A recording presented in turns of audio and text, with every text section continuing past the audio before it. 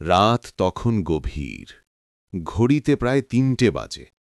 ঢাকার উত্তরার একটি নির্জন এলাকা, যেখানে রাস্তার আলো মিটমিট করছে। ফারিয়া রহমান, একজন গোপন তদন্তকারী সংস্থার অভিজ্ঞ এজেন্ট, একটি জটিল মিশন শেষ করে বাড়ি ফিরছিলেন। তার কাঁধে একটি কালো ব্যাকপ্যাক, যাতে গোপন নথি এবং একটি মিনি রেকর্ডার ছিল। ফারিয়া তার কাজে পারদর্শী। তার ধারালো বুদ্ধি এবং সাহস তাকে অনেক বিপজ্জনক মিশনে সফল করেছে, কিন্তু এই রাতে তার জীবনের একটি নতুন পরীক্ষা অপেক্ষা করছিল।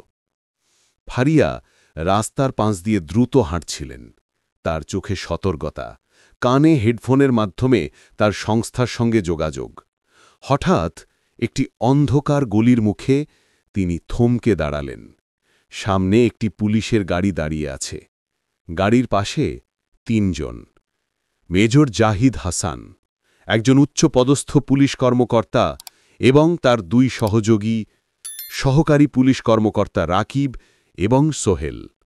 তাদের চোখে এক অস্বাভাবিক উত্তেজনা। ফারিয়াকে দেখে জাহিদের মুখে একটা হাসি ফুটে উঠল। জাহিদ রাস্তার মাঝখানে এসে দাঁড়ালেন এবং ফারিয়ার পথ আটকালেন। তার কণ্ঠে একটা অশুভ ইঙ্গিত। "এত রাতে একা একা কোথায় যাচ্ছেন ম্যাডাম? এই এলাকায় তো মেয়েদের দেখা যায় না।" ফারিয়া শান্তভাবে বললেন, "একটা জরুরি কাজ ছিল, আমি বাড়ি ফিরছি।" কিন্তু জাহিদ তার কথা উড়িয়ে দিয়ে বললেন, "কাজ? এত রাতে? আমার মনে হয় তুমি আমাদের সঙ্গে একটু সময় কাটাতে পারো।" তার সঙ্গীরা হেসে উঠল, যেন এটি তাদের নিয়মিত খেলা। ফারিয়া বুঝলেন পরিস্থিতি স্বাভাবিক নয়। তিনি পাশ কাটিয়ে যাওয়ার চেষ্টা করলেন, কিন্তু জাহিদ তার ব্যাকপ্যাক ধরে টান দিলেন। "এই, ব্যাগে কি আছে দেখি তো?" তিনি বললেন। ফারিয়া দৃঢ় কণ্ঠে বললেন, "এটা আমার ব্যক্তিগত জিনিস, ছেড়ে দিন।"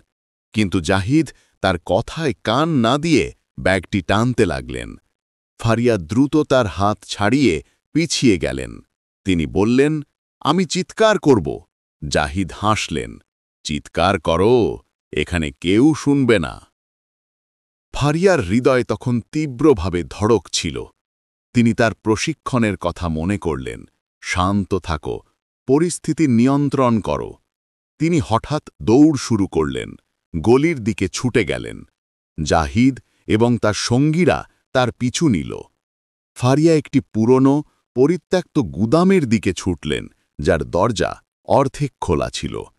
তিনি ভিতরে ঢুকে একটি ভাঙা কাঠের তাকের পিছনে লুকিয়ে পড়লেন। তার শ্বাস তখন ভারী, কিন্তু তিনি মন শান্ত রাখার চেষ্টা করলেন।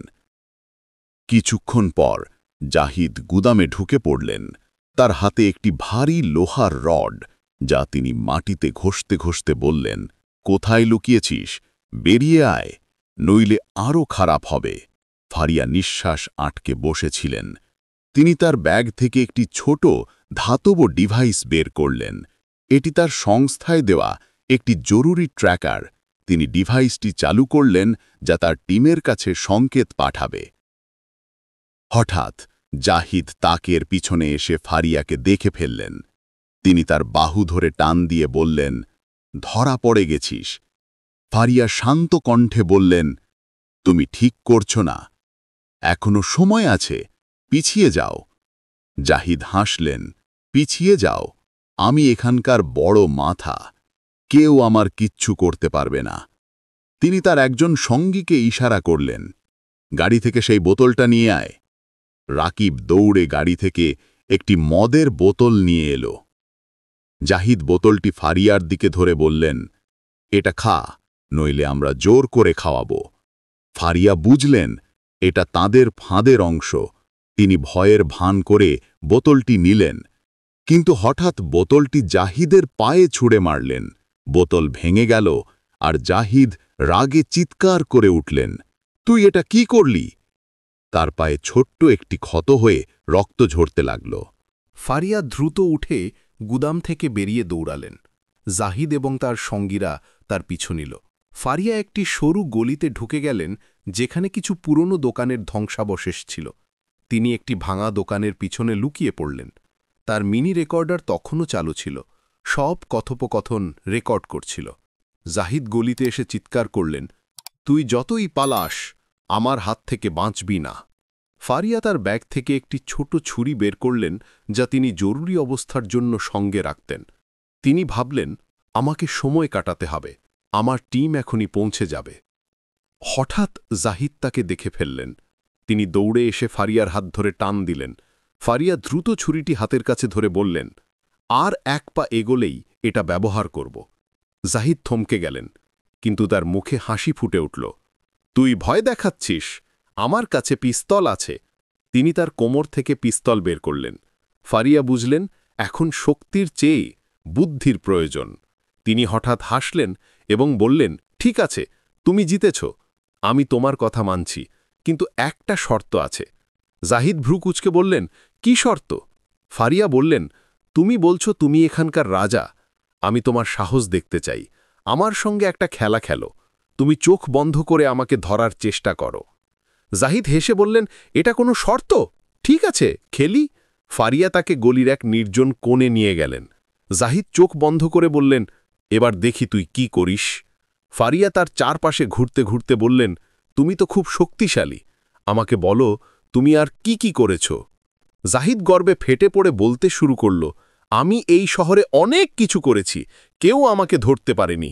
তিনি তার মোবাইল থেকে কিছু ছবি দেখিয়ে তার অপরাধের গল্প বলতে লাগলেন, কিভাবে তিনি ক্ষমতার অপব্যবহার করে অনেককে হয়রানি করেছেন। ফারিয়ার রেকর্ডারে সবকিছু ধরা পড়ছিল। তিনি সময় কাটানোর জন্য বললেন, বাহ, তুমি তো সত্যি অপরাজীয়, এবার আমার সঙ্গে গাড়িতে চলো, আমি তোমার কথা মানছি। জাহিদ উত্তেজনায় তার সঙ্গে গাড়ির দিকে হাঁটতে লাগল। ফারিয়া গাড়ির কাছে পৌঁছে বললেন, আমার খুব তেষ্টা পেয়েছে, একটু পানি দাও। জাহিদ গাড়ি থেকে একটি পানির বোতল এনে দিলেন। ফারিয়া পানি খেতে খেতে সময় কাটাতে লাগলেন। জাহিদ অধৈর্য হয়ে বললেন, তাড়াতাড়ি করো। ফারিয়া হঠাৎ বললেন, তুমি কি মনে করো আমি এত সহজে হার মানব? জাহিদ হাসলেন, তুই আর কি করতে পারিস? ঠিক তখনই দূর থেকে দুটি কালো গাড়ির হেডলাইট জ্বলে উঠল। ফারিয়া তার ব্যাগ থেকে মিনি রেকর্ডার বের করে জাহিদের মুখের সামনে ধরলেন। তোমার সব কথাই এখানে রেকর্ড হয়েছে, তুমি নিজের মুখে সব স্বীকার করেছ। জাহিদের মুখের রং উড়ে গেল। তিনি রেকর্ডার ছিনিয়ে নিতে ঝাঁপিয়ে পড়লেন, কিন্তু ফারিয়া দ্রুত তার হাতে ছুরি দিয়ে হালকা আঘাত করলেন। জাহিদ চিৎকার করে পিছিয়ে গেলেন। একই মুহূর্তে গাড়ি থেকে ফারিয়ার সংস্থার বিশেষ টিম বেরিয়ে এলো।